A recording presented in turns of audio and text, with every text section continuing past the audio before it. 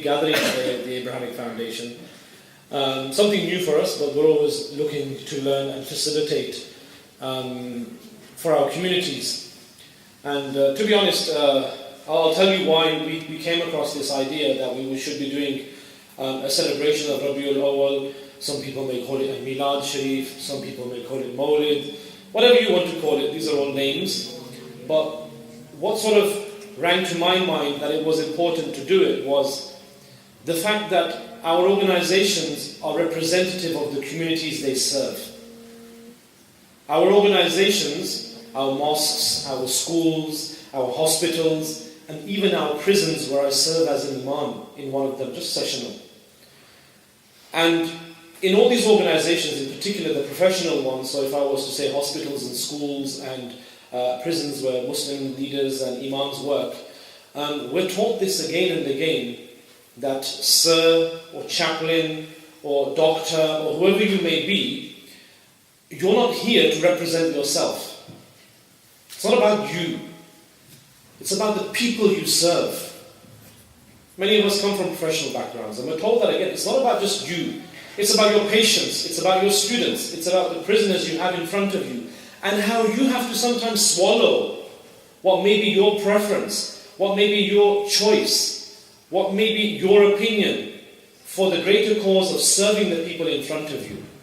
So having heard this over the past month, I felt it was very, very important that the Abrahamic Foundation that was set up on this basis that it would serve all parts of our community, not one part of our community, not one ethnicity from our community, not one language from our community, but it was set up with this intention that it would serve every member of our community, firstly the Muslim community, and then secondly even the non-Muslim community. Because that's who we are as an organization.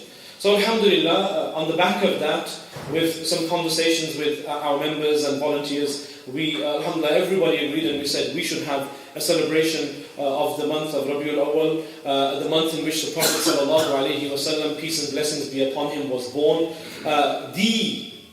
The Prophet, the man, the human being, the Rasul, the greatest, sallallahu alayhi wasallam, who unites us all as a Muslim ummah. He is the uniting factor for us all. And we felt that this uniting factor should not be taken away and this opportunity shouldn't be lost. So hence here we are today celebrating the month of Rabiul Awwal, celebrating the month in which the Prophet sallallahu alayhi wasallam was born, and also the month in which the Prophet sallallahu alayhi wasallam left this world as well.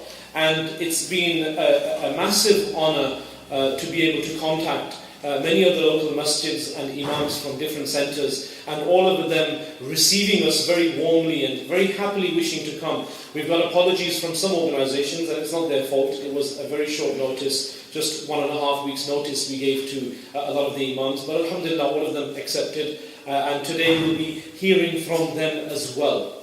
And this is part of us as Muslims learning to listen to one another, learning to learn about the other people. Because so many times we move around in our neighborhoods and even in our streets. May Allah save us, sometimes even in our families, where we talk about one another, but we don't understand one another. We don't understand what, for example, methodology someone is following, and we're very easy to label and very easy to be judgmental, but we've never had a conversation. And we hope these conversations, these meetings, this bringing together of people from our community that represent Muslims across Sandwell and Birmingham, inshallah, will be a means of our betterment. So without any further ado, we're going to go with the Islamic tradition, and that is that whenever we have the gathering, we commence the gathering with the recitation of the Holy Quran. So I would like to invite Hafiz Abu Ubaidah Abdullah, he's one of the students here at the Abrahamic Foundation, to recite a portion of the Quran which is relevant in regards to the birth of Rasulullah sallallahu alayhi wasallam, and he will also be reading the translation of that ayah for us to benefit. Jazakumullah khairan.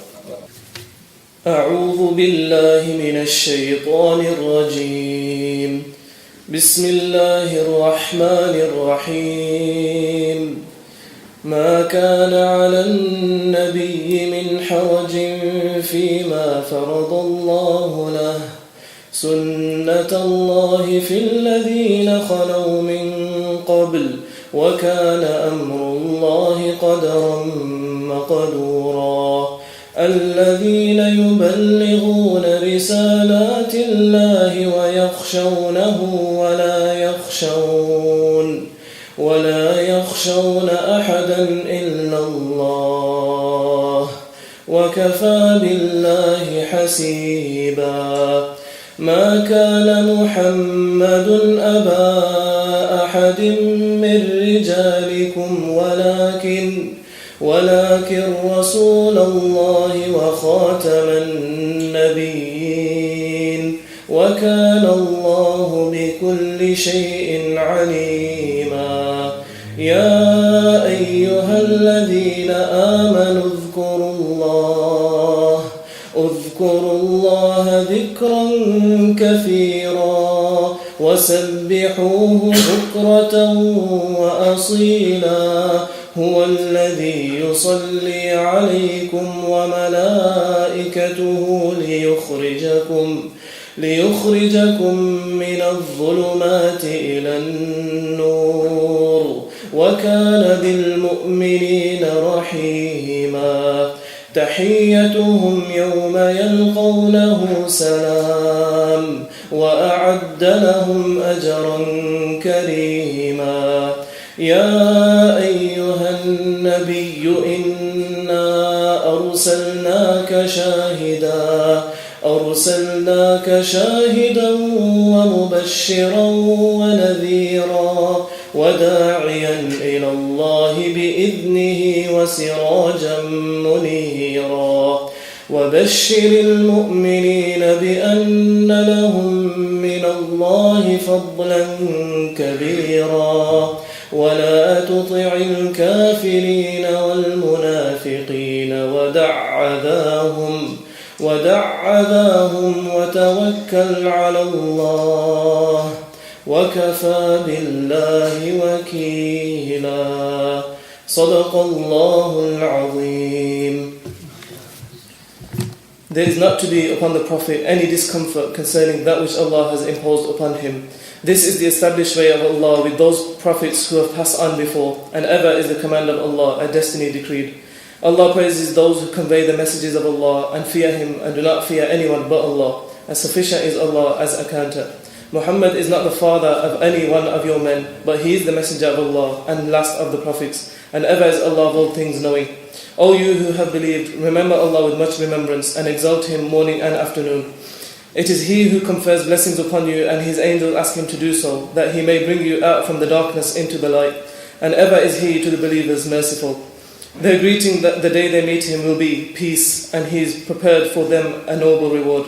O Prophet, indeed we have sent you as a witness and bringer of good tidings and a warner, and one who invites to Allah by His permission and illuminating lamp, and good tidings, and give good tidings to the believers that they will have from Allah a great bounty, and do not obey the disbelievers and the hypocrites, but do not harm them, and rely upon Allah, and sufficient is Allah as disposer of affairs.